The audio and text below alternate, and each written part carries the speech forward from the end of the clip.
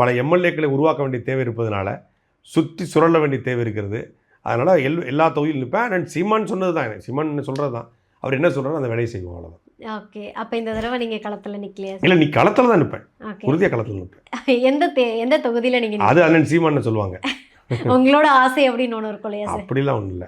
அவரு ஏன்னா நீங்கள் பல இடத்துல தலைவனுடைய கட்டளை தான் தளபதி செய்கிற வேலை.